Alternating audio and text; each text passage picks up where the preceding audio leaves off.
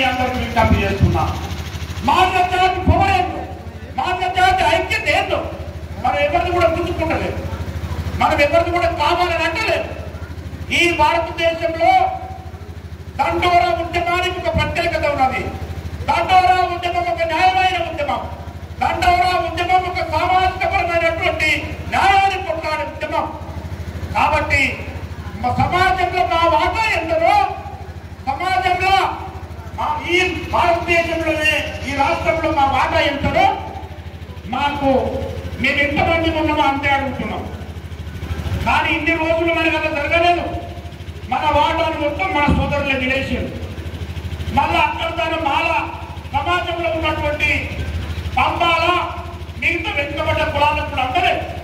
వాస్తవానికి మందకృష్ణలో చేస్తున్నటువంటి పోరాటం, ఎంఆర్పిఎస్ పోరాటం ఎంత న్యాయం అంటే నిజంగా కూడా మాదిగలు ఇక్కడ ఉన్నటువంటి మాదిగ కింద ఉన్నటువంటి కులాలు డక్కలు వచ్చిందంటే మీరు ఒకసారి అర్థం చేసుకోండి.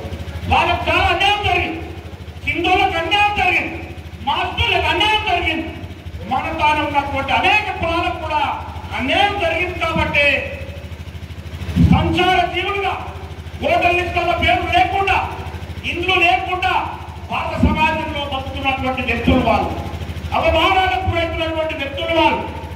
అందుకోసమే మందకృష్ణ ఈ స్ట్రాటజీ మొత్తం తీసి, ఈ లెక్కలు తీసి, ఈ సమాజంలో భారత రాజ్యాంగము దళితులకు ఎంతైతే రిజర్వేషన్ కల్పించబడ్డదో అంబేద్కర్ ద్వారా, ఈ సమాజంలో దళితులలో ఎవరెంతమంది ఉన్నారో అంతమందికి ఎంత జనాభా ఉంటే అంత ఫలాలు అందాలని చెప్పి న్యాయమైన పోరాటం. కాబట్టి అందుకే ఈ రాష్ట్రంలో దేశంలో మనకు మద్దతు దొరుకుతున్నది.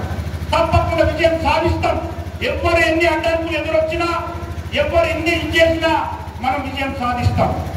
సుప్రీంకోర్టు జడ్జిమెంట్ ఇస్తుండగానే క్షణాల మీదనే అసెంబ్లీ జరుగుతున్నది. ఈ అసెంబ్లీలో గౌరవనీయులు ముఖ్యమంత్రి రేవంత్ రెడ్డి గారు మన మానవ జాతి మీద ఆయనకు చాలా అవగాహన ఉన్నది. ఆయన తెలుగుదేశంలో ఉన్నప్పుడు అవగాహన ఉన్నది, ఆయన ఎమ్మెల్యే ఉన్నప్పుడు కూడా మనకు అనుకూలంగా మాట్లాడేది, మన ఉద్యమాన్ని సమర్థించేది.